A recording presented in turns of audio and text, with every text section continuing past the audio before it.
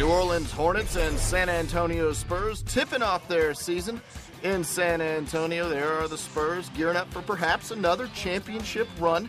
First quarter action inside. That's the new man in the middle for the Hornets, Emeka Okafor. Nice first game for him, 18 points and 10 rebounds. The Hornets up 12-6 early. Later in the first quarter, watch Manu Ginobili split the double team all the way to the rack for the finger roll. He had 16 points, and the Spurs now lead at 17-13.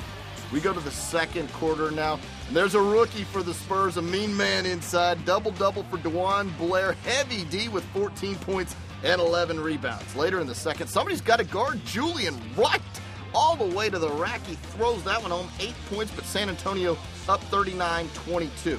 Later in the second quarter, Chris Paul missing. Tony Parker picks up the loose ball, dribbles ahead, finds Richard Jefferson, who misses this shot, but Antonio McDyess cleaning up the mess. Hoop and harm for the Dice man. He had 9 points, and the Spurs up 55-35. We go to the second half. Tony Parker missing again, but inside, that's Tim Duncan laying that one home. 9 points and 12 rebounds in just 22 minutes of action for Tim Duncan. 63-42, the Spurs up on top. Chris Paul had himself a nice ball game, 26 points and 9 assists for the point guard for New Orleans.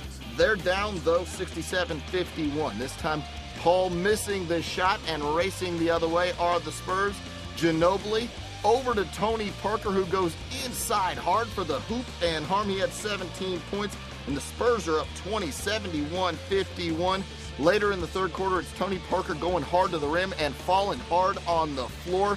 He had the wind knocked out of him. Take another look straight on his side there. Tony Parker would be okay, but he didn't return to the game. Later in the third quarter, George Hill with the steal. George Hill on the other end gets the slam dunk. San Antonio up by 20 at that point.